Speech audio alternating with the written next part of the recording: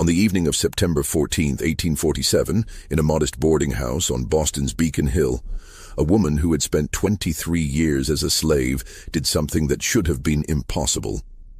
When a white man, an attorney from Virginia with the power to send her back into bondage, asked her a direct question and demanded to see her freedom papers, she looked him in the eyes and said a single word: no. It was the first time in her life she had ever refused a white man's direct command. That one word would set in motion a chain of events that would expose a forgery network reaching into Boston's highest social circles, lead to the arrest of one of the city's wealthiest merchants, and force her to confront a terrifying question. Was freedom in the North worth the price she'd have to pay to keep it? Her name was Margaret Thornhill, and what happened in the days after her refusal would test everything she thought she knew about courage, loyalty, and survival. Before we discover what really happened when Margaret said that word, that dangerous, revolutionary word, I want to ask you something. This channel exists to bring you the hidden stories of American history, the moments of resistance and courage that never made it into the textbooks. If you're listening right now, you're part of a community that refuses to let these stories disappear. Subscribe to the channel, hit that notification bell, and leave a comment telling me what state or city you're listening from. Now let's go back to September 1847 and discover what gave Margaret Thornhill the strength to say no. The story begins not in Boston, but 300 miles south, in a place Margaret spent years trying to forget. Margaret Thornhill wasn't born with that name. She was born Sarah, no last name, on the Hartwick plantation in Nottoway County, Virginia, in 1823.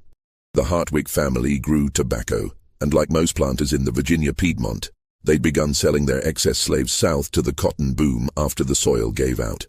By 1846, the Hartwick plantation was dying, slowly but unmistakably. The main house needed repairs no one could afford. The tobacco barns leaned at dangerous angles, and the enslaved population, once numbering over 60, had dwindled to 18. Margaret worked in the main house as a seamstress. She had quick fingers and sharp eyes, useful qualities for mending the family's increasingly threadbare clothing. She was considered trustworthy, a word that in that context meant she'd learned to make herself invisible, to anticipate needs before they were spoken, to never ever contradict or question. She had perfected the art of survival through absolute submission. Her husband Peter was not so fortunate. He worked in the fields, and in the summer of 1846, Isaac Hartwick, the plantation owner's eldest son, decided Peter would bring a good price in the New Orleans market. The family needed cash. Peter was young, strong, and worth approximately $200. The sale was arranged for September. On August 23, 1846, Peter disappeared. 3 days later, Margaret followed. The Underground Railroad through Virginia was a network of whispers and shadows, of trusted hands guiding you from one hiding place to the next. Margaret knew none of the names of the people who helped her. She was told not to ask.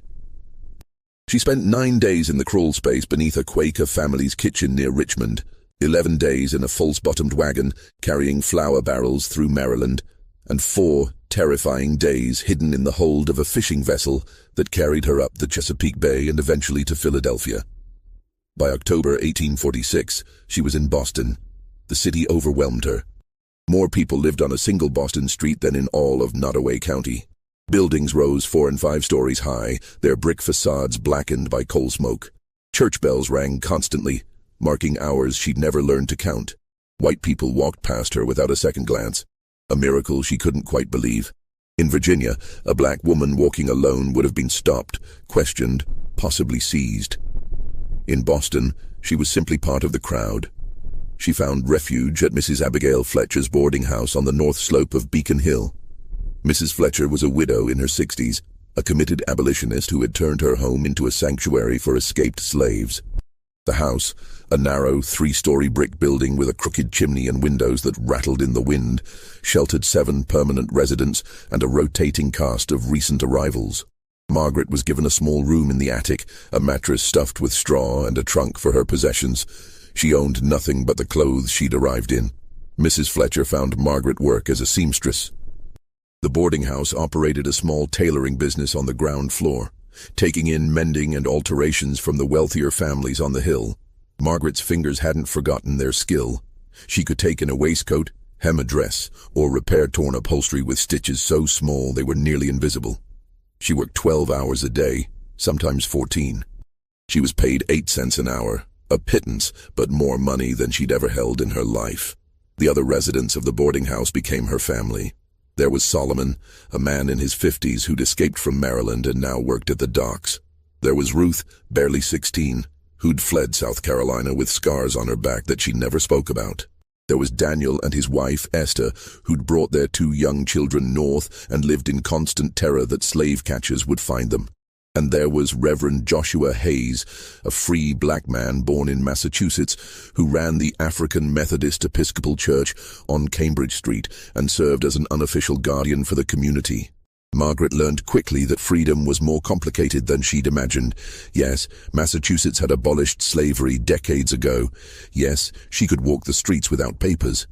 But the Fugitive Slave Act of 1793 remained federal law, and slave catchers still operated in Boston, seizing men and women who couldn't prove their free status and dragging them back south. The law was vague, the proof of freedom difficult to establish, and a free black person's word meant nothing in court compared to a white slave catcher's claim. So Mrs. Fletcher and Reverend Hayes had developed a system. They created free papers, documents declaring that a person had been manumitted by their owner or had been born free. The documents were forgeries, of course, carefully crafted to look authentic, complete with fake signatures, county seals, and dates that predated the person's arrival in Boston. The forgeries were expensive. They required a skilled hand, access to quality paper and official-looking stamps, and the complicity of clerks who could backdate registry entries if questions arose. But they were worth it. With free papers, a person had legal protection, however fragile. Margaret received her papers in December 1846. They declared that she was Margaret Thornhill, a free woman of color born in Alexandria, Virginia, and manumitted by her owner, one Thomas Thornhill, in 1844. The papers cost 6 months of her wages paid in advance. She kept them folded in a small cloth pouch that she wore around her neck, even while sleeping. For 7 months, Margaret lived in a strange state between terror and hope. She woke every morning surprised to find herself still free. She walked to market with Ruth and found herself flinching whenever a white man approached. She learned to speak more openly in the safety of the boarding house, though her voice remained quiet, hesitant. She attended Reverend Hayes's church and heard sermons about dignity and resistance that made her weep. She wrote letters to Peter, not knowing where he was or if he was even alive, and left them unsealed on her small desk, prayers thrown into the void. Boston's abolitionist community was fractured and complicated. Some, like Mrs. Fletcher and Reverend Hayes, believed in direct action, hiding fugitives, creating false papers, openly defying the slave catchers. Others preferred legal challenges and moral persuasion, working through the courts and the press. The tension between these groups was constant. And beneath it all ran a deeper current of fear, because Boston was not as safe as it pretended to be. The city's wealthy merchants depended on Southern cotton for their textile mills. The city's politicians knew that antagonizing the South too openly could have economic consequences. So the abolitionists operated in a gray zone, tolerated but not protected, noticed but not officially acknowledged. Margaret understood, in a way she couldn't articulate, that her freedom was provisional. It existed only as long as no one with power decided to challenge it. In the spring of 1847, Mrs. Fletcher began to grow nervous. She'd heard rumors, whispers from other safe houses, warnings from sympathetic clerks in the courthouse that someone was investigating the forgery network. A lawyer from Virginia had been making inquiries, visiting registries, comparing signatures. He was subtle but persistent. His name was Edward Crane.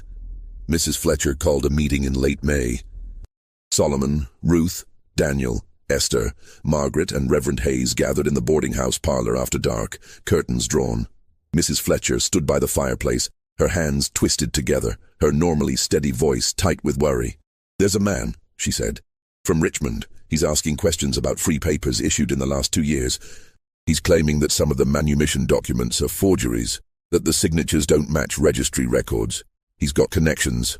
I don't know how high up they go, but high enough that clerks are cooperating with him."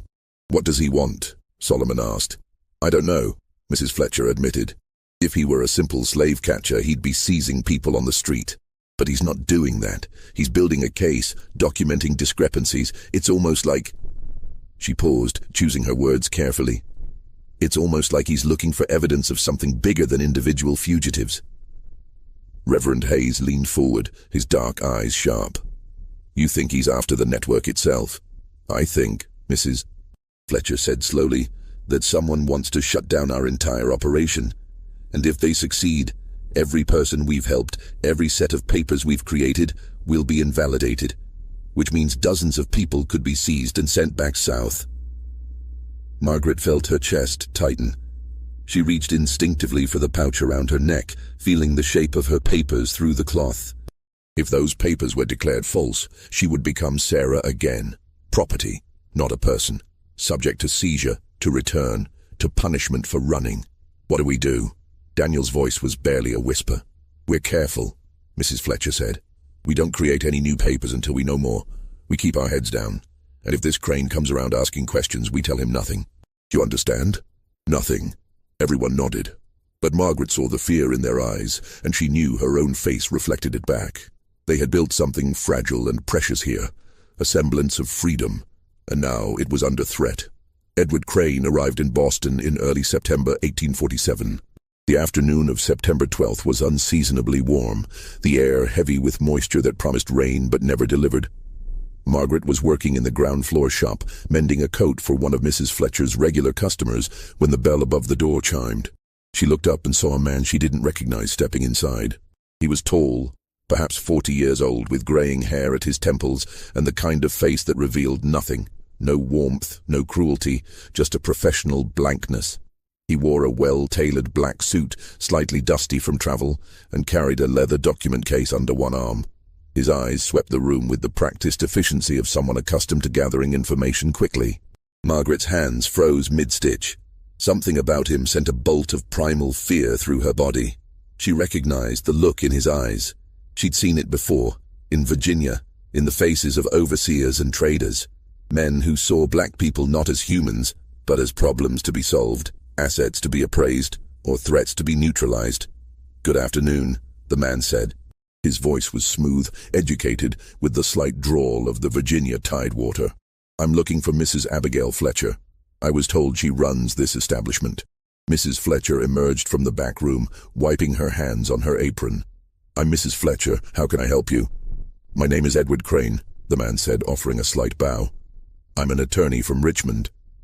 I'm in Boston on business related to property disputes, and I was hoping you might assist me with some inquiries. What sort of inquiries? Mrs. Fletcher's voice was polite but guarded. I'm investigating the validity of certain manumission documents that have surfaced in Virginia over the past several years, Crane said. Documents allegedly proving that individuals claimed as fugitive slaves were, in fact, legally freed by their owners before departing the South. I've reason to believe some of these documents may be fraudulent, and I'm attempting to trace their origin. Margaret's heart was hammering so hard she thought it might burst through her chest. She kept her eyes on her sewing, but her hands were trembling. She could feel Crane's gaze sweep over her, a quick, appraising glance before returning to Mrs. Fletcher. I'm afraid I can't help you, Mrs. Fletcher said evenly. I run a boarding house and a seamstress shop. I don't involve myself in legal matters. Of course, Crane said, his tone suggesting he didn't believe her for a second. But perhaps you're aware that several residents of this establishment possess manumission documents. I'm simply trying to verify their authenticity. I'm sure you can understand, the issue of forged free papers is a serious matter. It undermines the legal rights of property owners and creates chaos in the registry systems of multiple states. If you have specific legal complaints, Mrs. Fletcher said coldly, I suggest you take them up with the proper authorities. Now, if you'll excuse me, I have work to do. Crane smiled, a thin, humorless expression. I appreciate your time, Mrs. Fletcher. I'm staying at the Parker House Hotel, should you think of anything that might be helpful. Good day. He turned to leave, then paused at the door and looked directly at Margaret. And you, miss, what's your name? Margaret's throat closed. Every instinct screamed at her to answer immediately, to show deference, to obey without question. But Mrs. Fletcher stepped forward, positioning herself between Margaret and Crane. The young women in my employ are not obligated to answer questions from strangers, Mrs. Fletcher said firmly. Good day, Mr. Crane. Crane's eyes lingered on Margaret for another long moment, then he nodded slightly and left. The moment the door closed, Margaret's hands began to shake so violently that she dropped her needle. Ruth, who'd been watching from the back room, rushed forward and put a hand on Margaret's shoulder. Mrs. Fletcher locked the door and pulled the curtains closed. "He knows," Margaret whispered. "He knows about the papers." "He suspects," Mrs. Fletcher corrected. "But suspicion isn't proof. Still, this is worse than I thought. He's not just investigating, he's hunting." That evening, Reverend Hayes came to the boarding house and met with Mrs. Fletcher in private. Margaret sat upstairs in her attic room, unable to focus on anything. She kept replaying the moment in her mind, Crane's eyes on her, his question hanging in the air, the way every cell in her body had wanted to submit, to answer, to appease. The fact that she hadn't spoke, that Mrs. Fletcher had intervened, felt both like a victory and a miracle she couldn't quite believe. Around 10 o'clock, Mrs. Fletcher and Reverend Hayes called everyone into the parlor. The Reverend's face was grave. "We've been asking questions about Edward Crane," Hayes said. "He's exactly what he claimed to be, an attorney from Richmond specializing in property law, which in this case means laws pertaining to enslaved people. But here's what he didn't tell you. He's not working alone. He's been hired by a consortium of Virginia planters who believe that the forged document network is costing them thousands of dollars in lost property. They want it shut down, and they want everyone involved prosecuted." "Can they do that?" Daniel asked. "Can they prosecute people in Massachusetts for helping fugitives?" "It's complicated," Hayes said. "Massachusetts has personal liberty laws that make it difficult to enforce the Fugitive Slave Act. But forging legal documents is a crime, even here. And if Crane can prove that prominent Bostonians are involved in the forgery ring, people with money and social standing, he can create enough scandal to shut the whole operation down through public pressure and legal challenges." "So what do we do?" Solomon's voice was rough with anger. "We protect each other," Mrs. Fletcher said. "No one admits to anything. No one shows their papers unless forced to by law. And if Crane comes around again, you don't speak to him. You don't answer his questions. You come find me or Reverend Hayes immediately." Margaret lay awake that night, staring at the ceiling. She could hear rats scratching in the walls, the wind rattling the loose shingles on the roof, the distant sound of a baby crying in one of the neighboring houses. She thought about Peter, wondered where he was, whether he was alive. She thought about the Hartwick plantation, the way Isaac Hartwick had looked at her sometimes, like she was a piece of furniture he might rearrange or discard at will. She thought about the moment in the shop that afternoon, when every instinct had screamed at her to obey, to submit, to make herself small and invisible. And she thought about Mrs. Fletcher stepping between her and Crane, creating a barrier with her own body, her own voice. A white woman asserting that Margaret had the right not to answer. It was such a small thing, but it felt enormous, a crack in the wall of absolute submission she'd lived behind for 23 years. Over the next 2 days, Edward Crane was everywhere. He visited the courthouse, examining manumission records. He spoke with clerks at City Hall, comparing signatures and dates. He attended a meeting of the Massachusetts Anti-Slavery Society and sat in the back, taking notes. He was spotted on Cambridge Street, near Reverend Hayes's church. He ate dinner at the Parker House and engaged other guests in conversation about the fugitive problem. He was methodical, patient, and relentless. On September 14th, he returned to Mrs. Fletcher's boarding house. It was early evening. Margaret was upstairs in her room, working on a dress alteration by lamplight. She heard the knock at the door, heard Mrs. Fletcher answer it, heard the low murmur of voices. Then she heard footsteps on the stairs. Heavy, deliberate. Mrs. Fletcher appeared in Margaret's doorway, her face pale.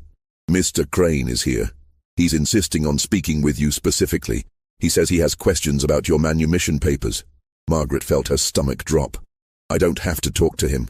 "No," Mrs. Fletcher agreed. "You don't.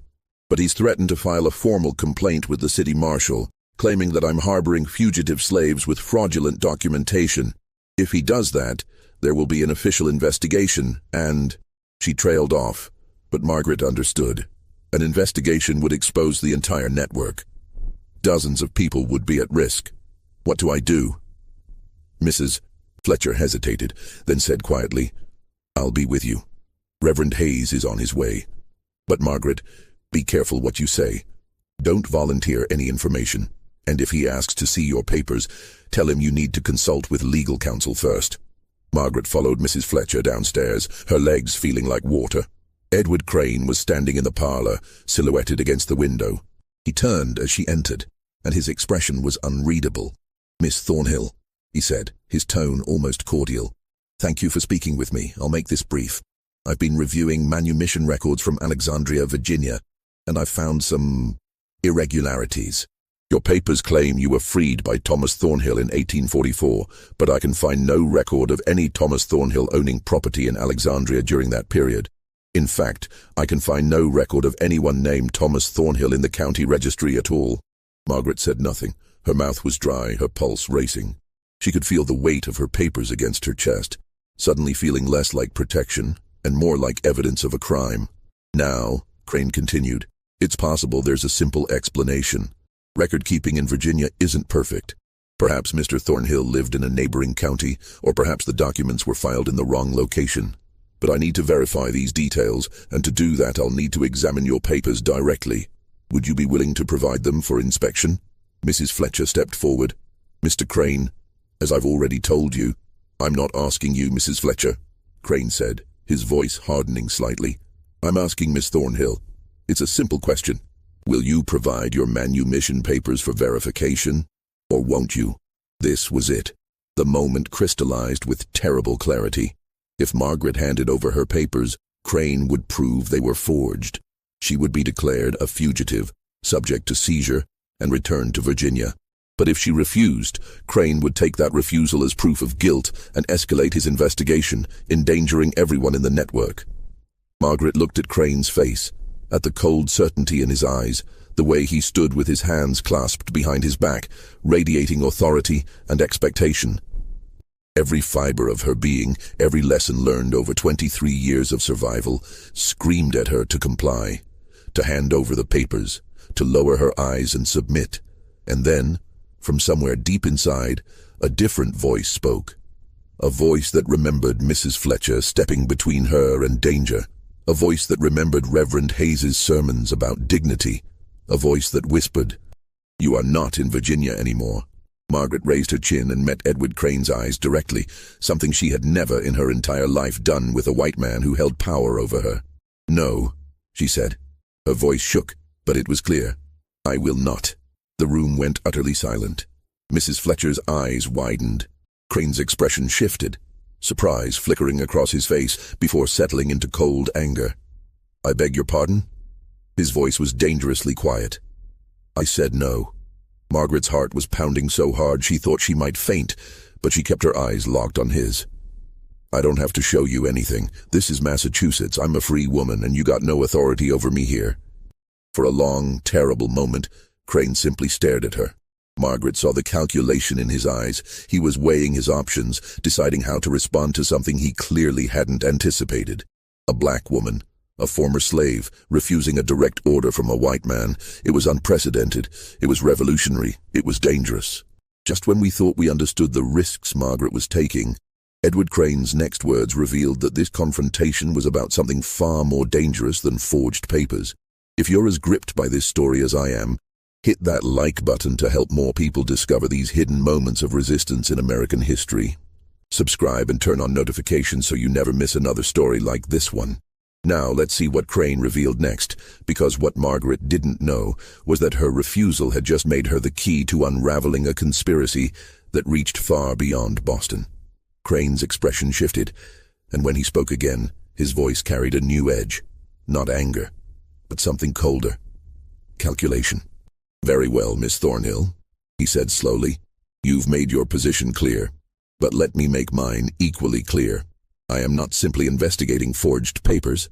I am investigating a criminal conspiracy involving the falsification of legal documents, the deliberate corruption of public registries, and the participation of individuals in positions of trust, clerks, notaries, possibly even judges. This network has been operating for years, and it has defrauded legitimate property owners of tens of thousands of dollars."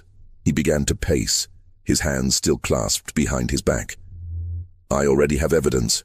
I have testimony from witnesses who can connect this boarding house to the forgery operation. I have samples of forged documents, and I have handwriting experts who can prove they were created by the same individual. What I don't have, yet, is proof of who's funding this operation. Because someone is paying for quality paper, official stamps, bribed clerks. Someone with money and influence is backing this network. He stopped pacing and looked directly at Mrs. Fletcher. And I believe you know who that someone is.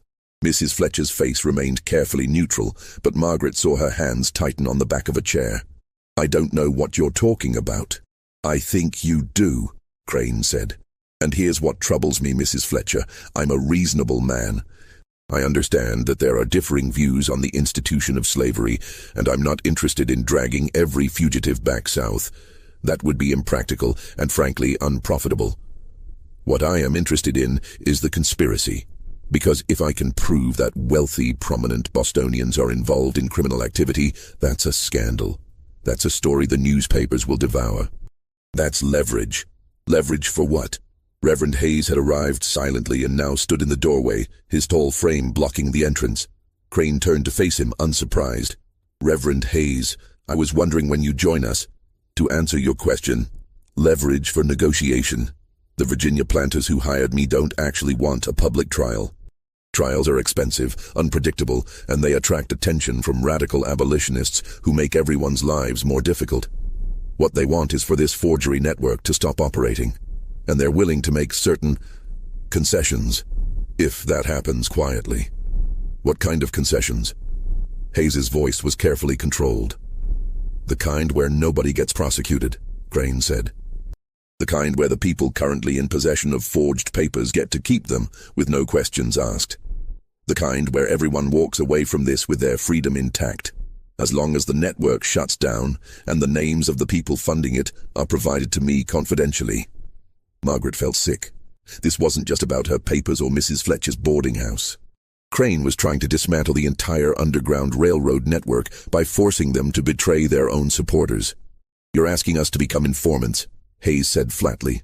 I'm offering you a way out, Crane corrected, because the alternative is that I take what evidence I have to the city marshal tomorrow morning and we do this the hard way. Arrests, trials, publicity. And I promise you, Reverend, once the newspapers get hold of this story, the public outcry will make it impossible for anyone to protect you. Boston's merchants depend on Southern cotton. The city's politicians know they can't afford to antagonize the South too openly. If this becomes a scandal, you'll find that your support evaporates very quickly. He let that sink in, then continued. But it doesn't have to be that way. Give me the names. Tell me who's been funding the operation, and I'll go back to Richmond and tell my clients that the network has been neutralized. Everyone wins. Except the people who helped us, Mrs. Fletcher said quietly. The people who risked their own safety and reputations to do what they believed was right. You're asking us to destroy them. I'm asking you to make a choice, Crane said. Protect a handful of wealthy benefactors, or protect dozens of fugitives currently living free in Boston. You can't have both. I'll give you until tomorrow evening to decide. After that, I go to the authorities with what I have. He picked up his hat from the side table and moved toward the door, then paused and looked back at Margaret. You surprised me this evening, Miss Thornhill. I genuinely didn't expect you to refuse. It was brave. Foolish, but brave. I hope for your sake that your allies here are willing to make the practical choice, because if they don't, that courage of yours won't mean much when you're on a ship back to Virginia. He left. The door closed behind him with a soft click that sounded like a gunshot in the silent room. The next hours were the longest of Margaret's life. Mrs. Fletcher, Reverend Hayes, and two other prominent abolitionists, a lawyer named Samuel Hutchinson and a wealthy merchant named Thomas Wainwright, gathered in the boarding-house parlor and argued in tense, hushed voices while Margaret and the other residents waited upstairs. Margaret sat on her bed, unable to move, unable to think clearly. Ruth sat beside her, holding her hand. From downstairs they could hear the rise and fall of voices, Hayes's deep baritone, Mrs. Fletcher's sharp protests, the measured tones of the lawyer. They're deciding our fate, Ruth whispered, like we're property again, just in a different way. Margaret understood what she meant. For all the talk of freedom and dignity, in this moment they were back to being problems for other people to solve, assets to be protected or sacrificed, depending on which choice seemed most expedient. Around midnight, Reverend Hayes came upstairs. His face was haggard, his eyes red-rimmed with exhaustion. He sat down heavily on the chair by Margaret's small desk. We've made a decision, he said quietly. We're not giving Crane the names he wants. We can't betray the people who've helped us. It would destroy the entire network, not just here, but in Philadelphia, New York, everywhere. If we give him those names, he'll use them as leverage against other operations, and the whole system collapses. So what happens to us? Margaret asked. Her voice sounded distant to her own ears. Samuel Hutchinson is going to file an injunction first thing tomorrow morning, arguing that Crane has no legal standing to examine your papers without a warrant, and that the city has no obligation to assist Virginia in enforcing its slave laws. It's not a strong argument, but it'll buy us time. Meanwhile, Thomas Wainwright is contacting his allies in the state legislature to see if we can get political pressure applied, maybe convince the city marshal to drag his feet on any investigation. But that doesn't solve the problem, Ruth said. Crane's still here. He's still got evidence. No, Hayes admitted. It doesn't solve it. Which is why we're also making preparations to move people if necessary. We have contacts in Canada, in upstate New York. If things go badly, we can get you out. I don't want to run again, Margaret said quietly. The words surprised her. She hadn't realized she was going to say them until they were out. I just got here. I just started to feel like maybe I could have a life. And now you're telling me I have to run again, hide again, because some man from Virginia decided I don't have the right to be free? Hayes leaned forward, his elbows on his knees, his large hands clasped together. I know it's not fair. I know you shouldn't have to run. But Margaret, you have to understand something. What you did tonight, refusing Crane, looking him in the eye, that was important. That was powerful. But it was also dangerous, because men like Crane don't forget being defied, especially not by someone they consider beneath them. He's going to come after you specifically now. You've become a symbol to him, a challenge to his authority. So I should have just given him the papers? Let him send me back? No, Hayes said firmly. You did the right thing, but doing the right thing doesn't always keep you safe. That's the tragedy of the world we live in. He stood up, moved to the small window, and looked out at the dark street below. There's something else you need to know. Thomas Wainwright told us something tonight that changes the situation. He's been asking around about Crane, making discreet inquiries among his business contacts. And he found out that Crane isn't just working for Virginia planters. He's also working for someone here in Boston. Margaret felt her stomach drop. Who? We don't know yet, but someone with influence wanted this investigation to happen. Someone who stands to benefit from shutting down the abolitionist network. Wainwright thinks it might be connected to the textile mills. There are mill owners who are worried that anti-slavery agitation will disrupt their cotton supply from the South. They want the abolitionists kept in check, and destroying the Underground Railroad network would be one way to do that. So we're fighting people here too, Ruth said softly, not just Crane. Yes, Hayes said, which means we have to be very, very careful about who we trust. The next morning, September 15th, Samuel Hutchinson filed his injunction in the Massachusetts Superior Court. By noon, word had spread through the abolitionist community, and a small crowd had gathered outside the courthouse, supporters wanting to show solidarity, curiosity seekers hoping for drama, and a few hostile observers who made it clear they thought fugitive slaves should be returned to their rightful owners. Margaret stayed at the boarding house, afraid to go outside. Mrs. Fletcher kept the shop closed, the doors locked, the curtains drawn. They waited. At 3 o'clock, a messenger arrived with news. The judge had denied the injunction, stating that while Massachusetts had no obligation to assist in the capture of fugitive slaves, Crane's investigation into document forgery was a legitimate legal inquiry. Crane was authorized to request an examination of questionable manumission papers, and if the individuals in question refused to cooperate, he could seek a warrant for their arrest on charges of possessing forged documents.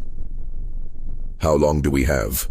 Mrs. Fletcher asked the messenger, a young clerk from Hutchinson's office. "Crane's already at the marshal's office requesting warrants," the clerk said. "Mr. Hutchinson thinks they'll be issued by tomorrow morning at the latest." After the messenger left, Mrs. Fletcher gathered everyone in the parlor. Her face was pale but composed. "We're out of time," she said. "If those warrants are issued, anyone with questionable papers will be arrested. The marshals will search this house. They'll find our supplies, the blank documents, the stamps, everything, and they'll use that as evidence to prosecute not just me, but everyone who's helped us. We need to destroy the evidence," Solomon said. "That won't be enough," Reverend Hayes said. "Once they arrest someone and examine their papers, they'll be able to prove the forgery. The handwriting, the inconsistencies in the records, Crane already has that evidence. So what do we do? Daniel's voice was tight with fear. Just wait for them to come. There was a long silence. Then Margaret spoke, her voice quiet, but clear. I'll go talk to him. Everyone turned to look at her. Margaret, no. Mrs. Fletcher started. He wants the names, right? Margaret said. He wants to know who's funding the network. Well, I'll tell him I'll give him the names if he drops the investigation and leaves everyone else alone. You don't know the names, Hayes pointed out. He doesn't know that, Margaret said. And even if he suspects I'm lying, it'll buy time, maybe enough time for Mr. Hutchinson to figure something out, or for Mr. Wainwright's political contacts to come through. And when Crane realizes you don't actually have information, Mrs. Fletcher said, what happens then? Margaret met her eyes. Then I guess we'll be in the same place we are now, but at least I'll have tried. Ruth grabbed Margaret's hand. Don't do this. You said yourself you didn't want to make yourself small anymore. This is just another way of submitting, offering yourself up to protect the rest of us. It's not the same, Margaret said, though she wasn't entirely sure if that was true. When I refused to show him my papers, that was about not letting him take my dignity. This is about choosing what to do with the little bit of power I have. That's not submission. That's strategy. Hayes studied her for a long moment. You're serious about this? Yes. He exchanged glances with Mrs. Fletcher, who looked torn. Finally, he nodded slowly.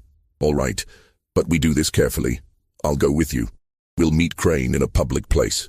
The hotel dining room somewhere with witnesses, and you don't actually give him any information, you just negotiate. Buy time.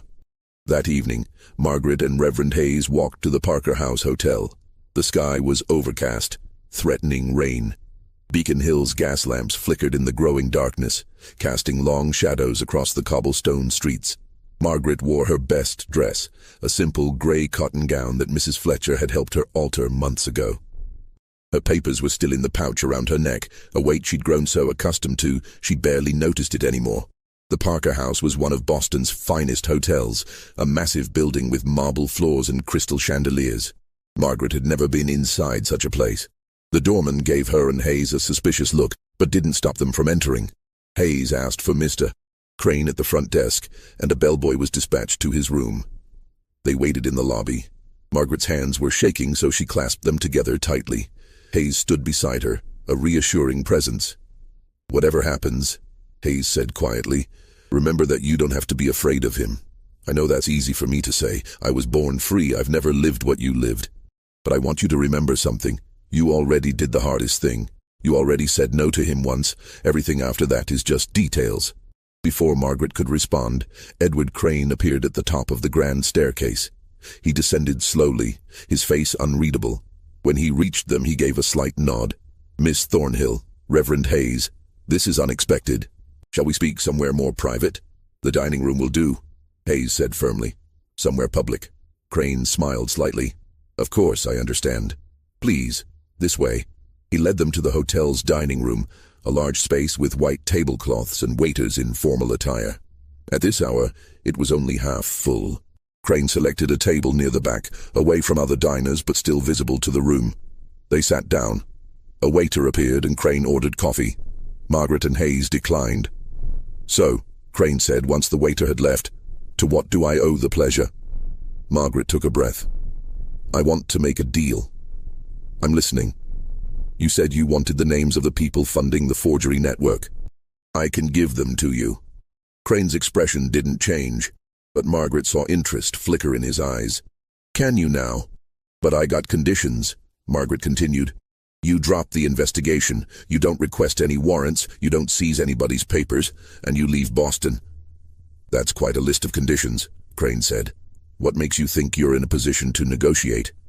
Because if you arrest me and try to prove my papers are forged, it'll take time. You'll have to go through the courts, and Mr. Hutchinson will fight you every step. Could take weeks, maybe months. And in that time, the people you're really after, the ones with money and influence, they'll cover their tracks. They'll destroy evidence. You'll get nothing.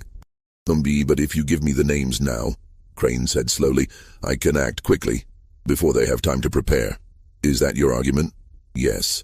Crane leaned back in his chair, studying her. The waiter returned with his coffee and he took a sip, considering. It's a clever offer, but I have a few questions. First, How do I know you actually have the information you're claiming? You're a seamstress who's been in Boston less than a year. Why would anyone trust you with the kind of sensitive information I'm looking for? People talk around me, Margaret said, improvising. They think because I'm quiet, I'm not paying attention. But I hear things, names, places, who meets with who. I see. And second question, why should I trust that you'll actually give me real information once I agree to drop the investigation? What's to stop you from giving me false names? You can verify the names before you leave town, Margaret said. Check their connections, their finances. If I'm lying, you'll know quick enough, and you can go back on the deal. Crane nodded slowly. Logical. But here's my problem, Miss Thornhill. Even if I believe you have information, I'm not sure I want to make this deal. You see, my clients in Virginia want this network destroyed, yes, but they also want an example made. They want people to understand that there are consequences for helping fugitive slaves, for forging legal documents, for undermining the institution of slavery. And you've become rather symbolic in that regard. The fugitive who refused to cooperate. The one who dared to defy a white man's direct question. My clients would be very interested in seeing you return to Virginia to face the consequences of your flight. Margaret felt ice in her veins. She'd walked into this meeting hoping to negotiate, but now she realized Crane had already decided her fate. This wasn't a negotiation. It was a game he was playing with her, watching her squirm. Reverend Hayes leaned forward, his voice hard.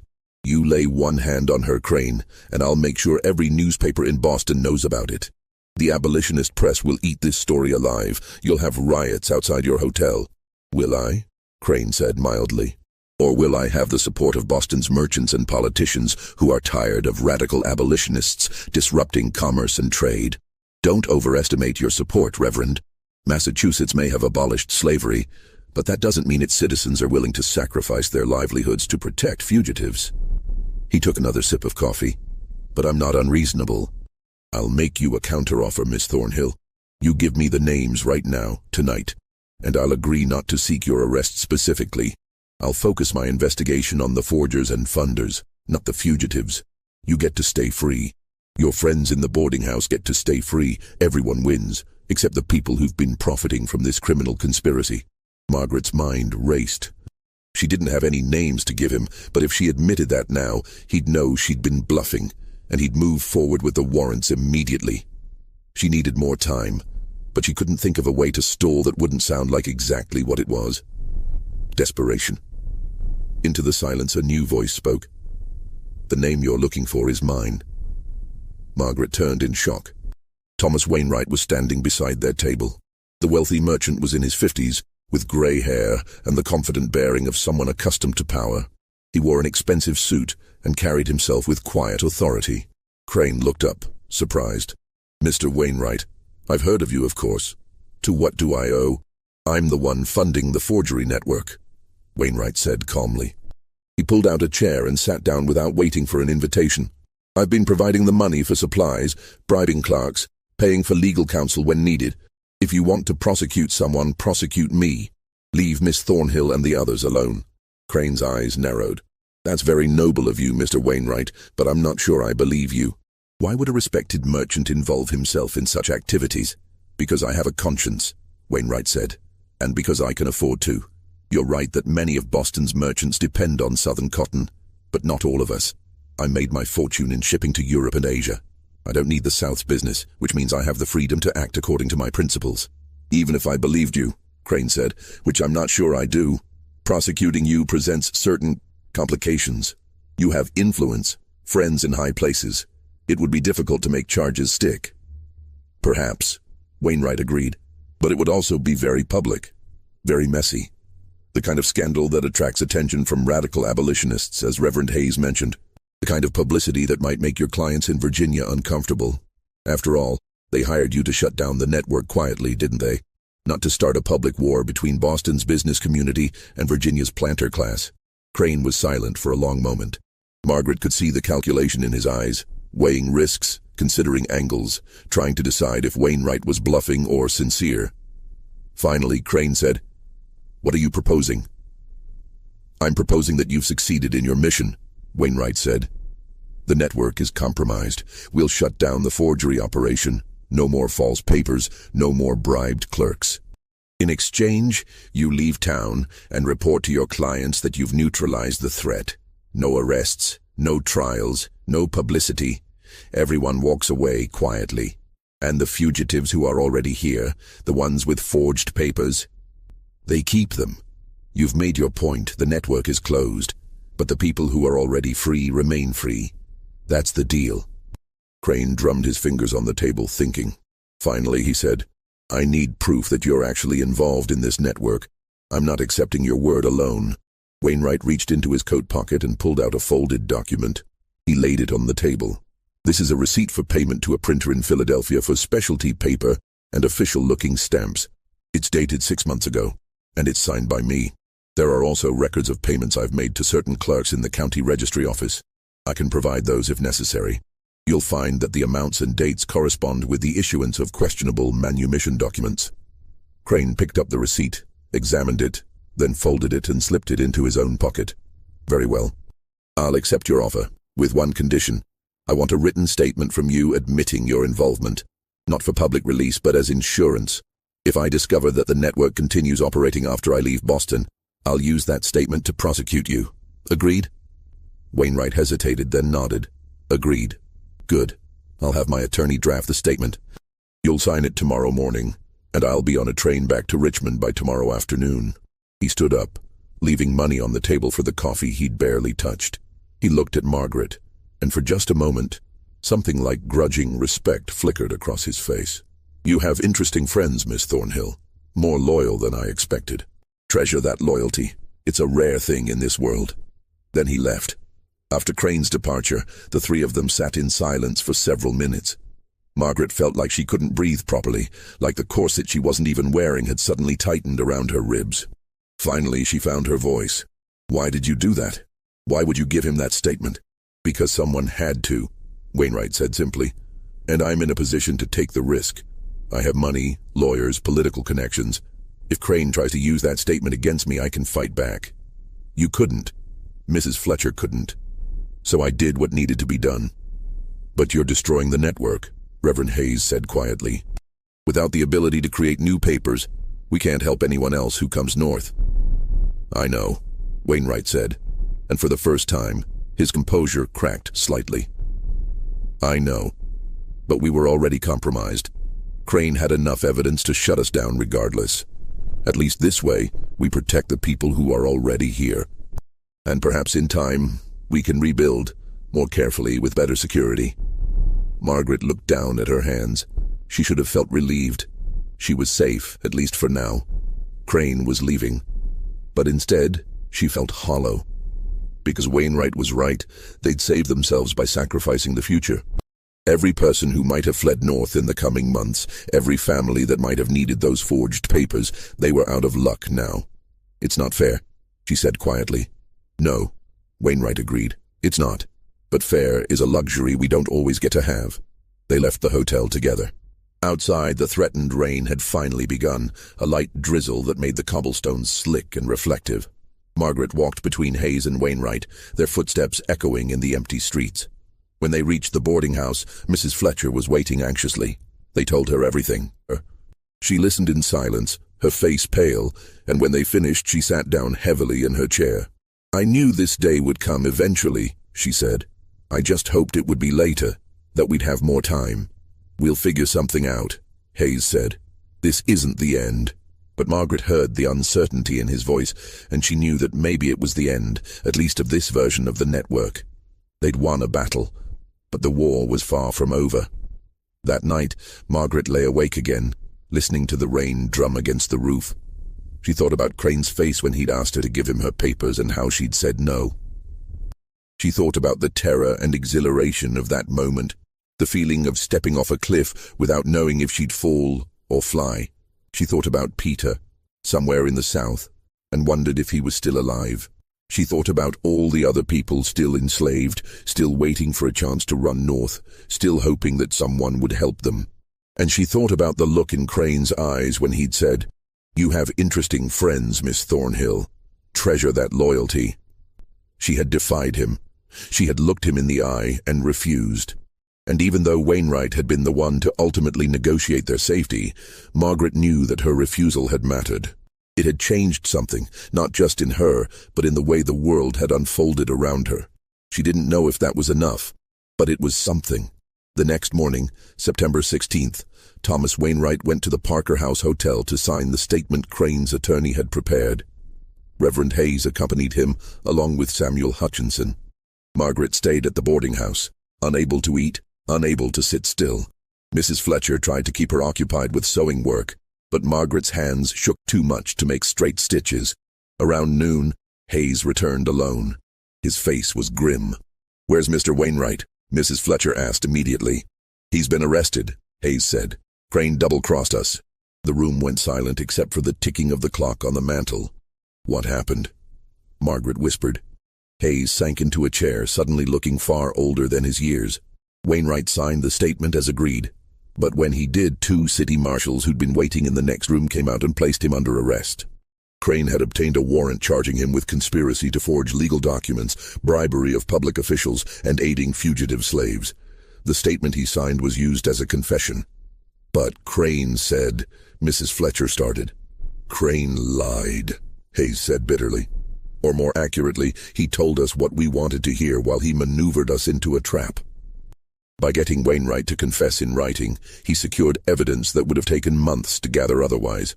And by arresting Wainwright, he sends a message to other wealthy abolitionists. Your money and influence won't protect you. "What about the rest of us?" Daniel asked from the doorway. He and several other residents had gathered, drawn by the sound of raised voices. "That's the interesting part," Hayes said. "Crane made sure I understood that he's not seeking warrants for anyone else. Not yet. He got what he wanted, a prominent conviction to use as leverage against the abolitionist community. But he also made it clear that if anyone tries to help Wainwright, if anyone continues operating the network, he'll come back and finish the job. So he's using Thomas as a hostage," Mrs. Fletcher said.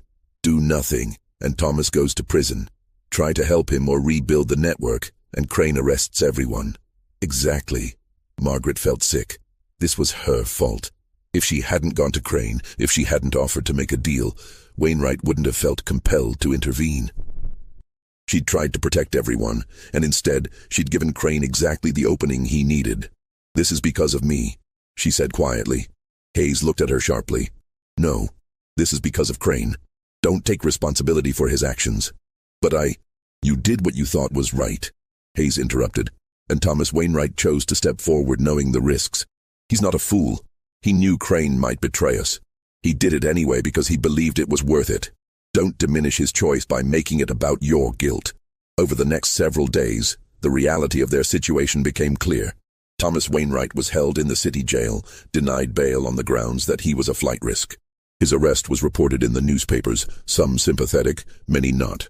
The Boston Courier ran an editorial praising the authorities for finally taking action against those who would undermine law and order in the name of misguided sympathy. The Liberator, William Lloyd Garrison's abolitionist newspaper, ran a scathing piece calling Wainwright's arrest a craven attempt to intimidate those who stand for justice. Samuel Hutchinson filed motions challenging the arrest, arguing that Wainwright had been entrapped. But the legal process moved slowly, and in the meantime, Wainwright remained in jail. Edward Crane left Boston on September 18th, exactly as he'd promised. But before he left, he made sure to visit the boarding house one more time. Margaret answered the door. She'd known somehow that he would come. "Miss Thornhill," Crane said. He didn't ask to come in, just stood on the doorstep in the morning light. "I wanted to say goodbye." "You got what you wanted," Margaret said. Her voice was flat, emotionless. "Mr. Wainwright's in jail. The network shut down. Why are you here?" "To tell you something," Crane said. "You were right to refuse me that first night. Not strategically. Strategically, it was a disaster, obviously. But morally, you were right. I've spent 15 years working in property law, returning fugitive slaves to their owners, and I've never once had someone look me in the eye and simply say no. Everyone submits eventually. Everyone compromises. But you didn't. So what?" Margaret's anger flared suddenly, hot and sharp. "You still won. Mr. Wainwright's still in jail. We still can't help anyone else who runs north." "What difference does it make that I said no?" Crane was silent for a moment, then said quietly, "Because I'll remember it." And that means something, even if you can't see how right now. He turned to leave, then paused. One more thing. You asked me during our negotiation why I was doing this, why I cared so much about a few fugitive slaves and some forged papers. I told you it was about my clients in Virginia, about protecting property rights. That was true, but it wasn't the whole truth. What's the whole truth? Margaret asked. I had a brother, Crane said, not looking at her. Younger than me. He became involved with the abolitionist movement in Richmond about 10 years ago. He helped slaves escape, hid them in his home, created false papers. Eventually he was caught. He was tried for theft, stealing another man's property and sent to prison. He died there of cholera in 1842. Margaret stared at him. You're saying you had an abolitionist brother, and that's why you're hunting fugitives? I'm saying I watched my brother destroy his life for a cause that couldn't win, Crane said. I watched him throw away everything, his career, his reputation, his freedom, for people who couldn't even thank him because they had to keep running north to stay free. And I decided that I wouldn't make the same mistake. I decided that the law, however unjust, was the law, and that fighting it only led to ruin. So you became the thing your brother fought against, Margaret said. Yes, Crane said simply. I suppose I did. He tipped his hat to her and walked away. Margaret watched him go, feeling a strange, complicated mixture of anger and something else she couldn't quite name. Not sympathy, exactly, but recognition, maybe. An understanding that people made choices, sometimes terrible choices, for reasons that made sense to them even if they destroyed others. She closed the door and leaned against it, tears streaming down her face. Thomas Wainwright's trial took place in November 1847. Despite Samuel Hutchinson's best efforts, the evidence was damning. Wainwright's own signed confession, the receipts, testimony from clerks who'd accepted bribes. He was convicted on all charges and sentenced to 3 years in prison. The abolitionist community was devastated. Some called for protests, for civil disobedience, for a campaign to free Wainwright by any means necessary. But Reverend Hayes counseled caution. Wainwright told me something before the trial, he said to the gathered community. He said, "Don't turn my conviction into a martyrdom. Don't let them use me as an excuse to crack down harder. Keep your heads down, survive, and rebuild when it's safe." So they did. The boarding house continued to operate, though Mrs. Fletcher no longer took in new fugitives. The ones already there, Margaret, Solomon, Ruth, Daniel, Esther, and a handful of others, stayed and tried to build lives as normal as possible. Margaret continued working as a seamstress. She saved money. She wrote letters to Peter that she never sent because she didn't know where to send them.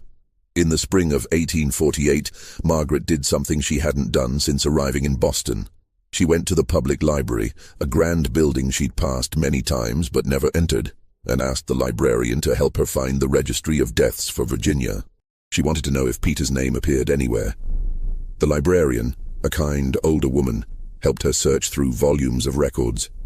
They found nothing. No record of Peter's death, which meant either he was still alive or his death had gone unrecorded. Not uncommon for enslaved people. Margaret chose to believe he was alive. She had to. In July 1848, Margaret met a man named James Calloway, a free black carpenter who'd been born in Maine and had come to Boston looking for work. He was quiet, steady, kind. They married in October 1848 in Reverend Hayes's church, with Mrs. Fletcher and Ruth standing witness. Margaret tried to build a life. She tried to forget the fear, the constant looking over her shoulder, the dreams where she was back in Virginia, and Isaac Hartwick was telling her that Peter had been sold, and it was her fault for running. She tried to be happy, but she never forgot September 14th, 1847, the night she looked Edward Crane in the eye and said no. She told the story to her children years later, when they were old enough to understand. She told them that sometimes the most important thing you can do is refuse. Refuse to submit. Refuse to accept that someone else has the right to own you, command you, diminish you, even when refusal is dangerous, even when it costs more than you can afford to pay. Thomas Wainwright served 18 months of his sentence before being pardoned by the governor in 1849, following a lengthy campaign by his supporters. He emerged from prison thinner, grayer, but unbroken. He never publicly expressed regret for his actions. When asked by a reporter from The Liberator if he would do it again, knowing the consequences, he said simply, yes, without hesitation. The forgery network was never rebuilt, at least not in the same form. But other networks emerged, more cautious, more secretive. The Underground Railroad continued operating through different channels, different methods. People kept running north. People kept helping them. Edward Crane returned to Richmond and continued practicing law. He died in 1863, during the Civil War, when Union forces shelled the city. There's no record of whether he ever thought about Margaret Thornhill, about the woman who'd refused him on a September evening in Boston. But Margaret thought about him, occasionally. Not with hatred. She'd learned that hatred was a weight she couldn't afford to carry, but with a kind of cold understanding. He'd been shaped by his grief and his choices, just as she'd been shaped by hers.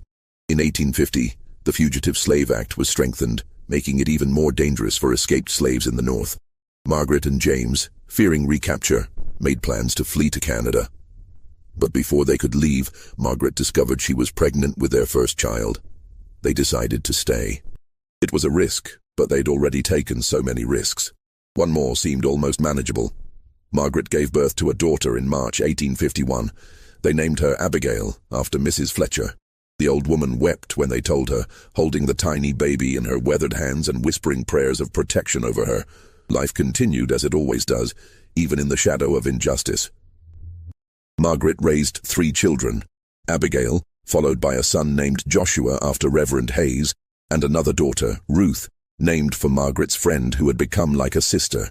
James built furniture and took on carpentry jobs throughout Boston. They saved money, bought a small house in the West End, and became part of a growing community of free black families building lives despite the constant threat of slave catchers and the ever-present discrimination. Mrs. Fletcher died in 1856, at the age of 74. She passed quietly in her sleep, surrounded by the people she'd helped save. At her funeral, Reverend Hayes spoke about her legacy, not just the lives she'd directly touched, but the example she'd set. She taught us, he said, that freedom isn't just the absence of chains, it's the daily choice to resist injustice, to protect the vulnerable, to stand between the powerful and the powerless. Margaret stood in the church that day, holding her youngest daughter's hand, and thought about the moment Mrs. Fletcher had stepped between her and Edward Crane. Such a small gesture, such enormous consequences. The Civil War came in 1861, and everything changed. Margaret watched as her son Joshua, barely 18, enlisted in the 54th Massachusetts Infantry Regiment, one of the first official African-American units in the Union Army. She watched him march away in his blue uniform, tall and proud, and felt terror and pride warring in her chest. Joshua survived the war. He came home in 1865 with a scar across his ribs from a Confederate bayonet and stories he rarely told. He'd been at Fort Wagner. He'd seen friends die. But he'd also seen slavery end, seen the Confederacy fall, seen a new world struggling to be born.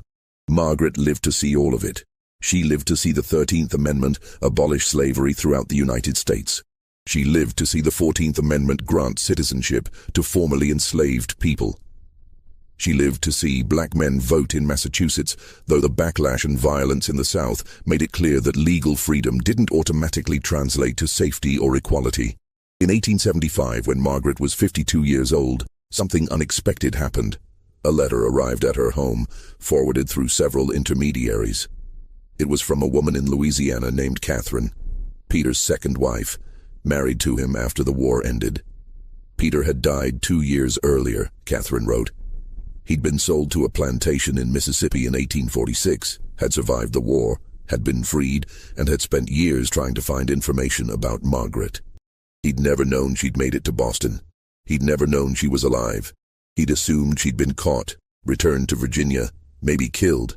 So he'd eventually remarried, built a new life, though Catherine wrote that he'd spoken of Margaret often, especially near the end. Catherine had found the letter Peter had been carrying when he died. A letter he'd written to Margaret years ago, but never had an address to send it to. She'd tracked down connections through the Freedmen's Bureau, through church networks, through the complicated web of black communities trying to rebuild after the war, and finally found someone who knew where Margaret Thornhill lived in Boston. She enclosed Peter's letter with her own. Margaret opened it with shaking hands. James sat beside her, holding her steady. The letter was brief, the handwriting awkward. Peter had learned to write only after the war ended, taught by a northern schoolteacher in the Freedmen's School. But the words were clear. My Sarah, I do not know if you are alive. I do not know if you will ever read this. But I need to write it, need to say it, even if these words go nowhere. You were the bravest person I ever knew. When you ran, when you chose freedom even though it meant leaving me behind, I was angry at first. Then I understood. You did what I was too afraid to do. You chose to live instead of just survive. I hope you made it north. I hope you found safety. I hope you built a life. I hope you know that I loved you and that your courage gave me strength to keep going even in the worst times. If you read this, know that you were not forgotten. You mattered. You matter still. Peter. Margaret read the letter 3 times, tears streaming down her face. James held her while she wept, not just for Peter, though the grief for him was real and sharp, but for everything. For the years they'd lost, for the life they might have had together if the world had been different, for all the people still struggling, still fighting, still trying to build lives in the ruins of an unjust system.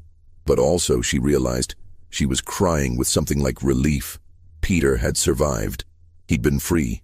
He'd had a life, maybe even some happiness. And he'd thought of her with love, not bitterness. That was something. That was more than she dared hope for. She wrote back to Catherine, thanking her for finding her, for sending the letter. She told her about Boston, about James and the children, about the life she'd built. She told her that Peter had been right. She had found safety, though it was a more complicated and fragile thing than she'd imagined as a young woman running north. The 2 women exchanged several more letters over the following years, and through Catherine, Margaret learned more about Peter's life after enslavement. He'd worked as a farmer, had helped build a church in his community, had been one of the black men who'd voted in Louisiana in the brief window when it was possible. He'd faced violence and intimidation, but had kept going. He'd been, Catherine said, a man of quiet dignity who refused to bow. Margaret recognized that quality. It was what she'd tried to cultivate in herself, that refusal to be diminished. In 1889, Margaret fell ill. The doctors called it pneumonia, though she suspected it was simply that her body, after 66 years of fighting, was tired. She knew she was dying, and she found she wasn't afraid. She'd lived longer than most people who'd been born enslaved. She'd seen her children grow up free. She'd witnessed the end of slavery itself, however imperfectly that freedom had been realized. Her children and grandchildren gathered around her bed. Her daughter Abigail, now a schoolteacher. Her son Joshua working as a carpenter like his father. Her youngest, Ruth, married with children of her own. Her oldest granddaughter, a bright young woman of 16 named Sarah, named after Margaret's birth name, asked her, "Grandmother, what are you most proud of in your life?" Margaret thought for a long moment. She could say her children, and that would be true. She could say surviving, building a life, seeing slavery end, and those would all be true too. But what came to her mind was a September evening in 1847, standing in Mrs. Fletcher's parlor, looking Edward Crane in the eye. "The night I said no," she said quietly. Sarah looked confused. "What do you mean?" So Margaret told her about the boarding house, about Edward Crane, about the moment when every instinct screamed at her to submit, and she'd chosen refusal instead. Told her about the fear and the exhilaration, the consequences and the cost. "That's when I became free," Margaret said. "Not when I crossed into Massachusetts, not when I got my papers. When I looked that man in the eye and told him no, that's when I knew I was a person, not property. Everything else came from that." She died 3 days later, on a cool October morning, with her family around her and sunlight streaming through the window. They buried her in a small cemetery in Cambridge, not far from Reverend Hayes's old church. The headstone read, "Margaret Thornhill Calloway, 1823-1889. She said no. Years later, when historians tried to piece together the story of the Boston forgery network and Edward Crane's investigation, they found fragments, a few letters, some court documents, scattered newspaper articles, but much of the story had been lost, deliberately erased, destroyed in fires, or simply forgotten as people who'd lived through it died and took their memories with them. The boarding house on Beacon Hill still stands, though it's been renovated many times and no longer looks much like it did in 1847. In 1947, on the 100th anniversary of Margaret's confrontation with Crane, a small group of local historians managed to get a plaque installed on the building's front. It reads, "This building served as a safe house on the Underground Railroad from 1842-1847. Here, men and women who had escaped slavery found refuge, support, and the courage to build new lives. May we never forget their bravery. The plaque doesn't mention Margaret by name. It doesn't mention Mrs. Fletcher or Thomas Wainwright or Reverend Hayes or Edward Crane.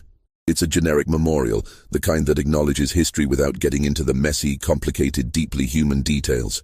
Margaret's granddaughter Sarah, the one who'd asked about her proudest moment, became a teacher and later a writer. She spent years collecting oral histories from formerly enslaved people and their descendants, trying to preserve stories that official records had ignored or distorted. She wrote down her grandmother's story in detail: the fear, the defiance, the cost of resistance, the complicated morality of people trying to do good in an unjust system. Her manuscript was never published during her lifetime.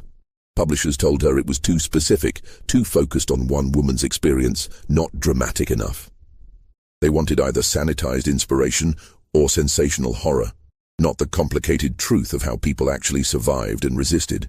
The manuscript ended up in a university archive in the 1930s, catalogued but largely unread.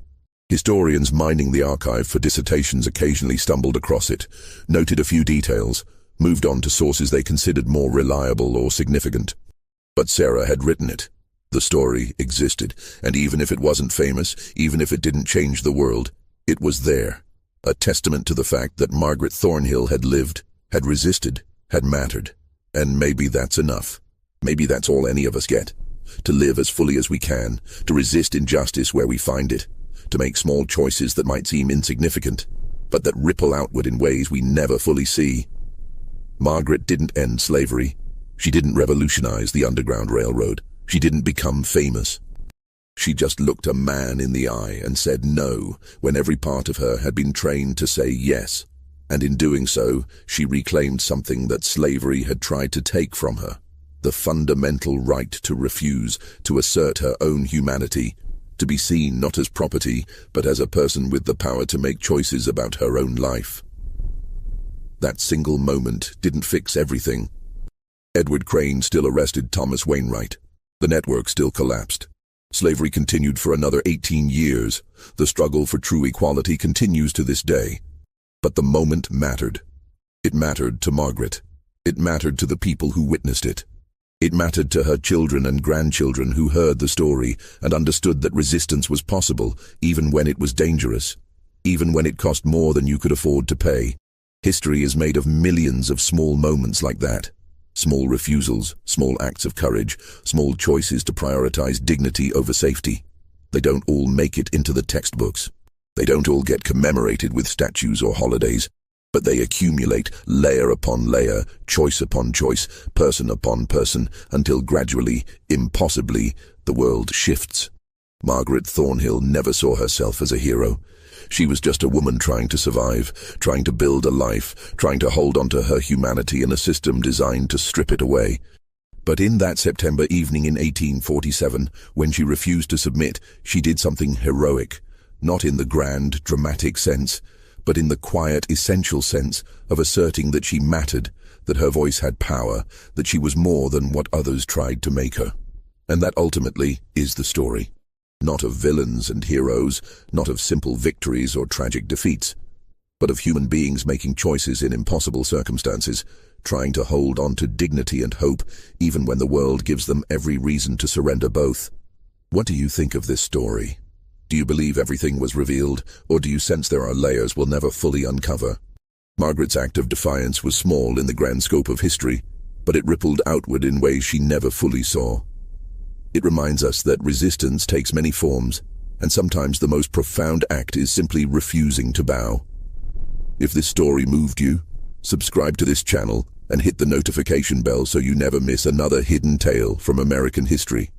Share this with someone who needs to hear about courage in impossible circumstances, and leave your thoughts in the comments below. What would you have done in Margaret's position? Would you have had the strength to say no when everything in your life had taught you to say yes? Thank you for listening.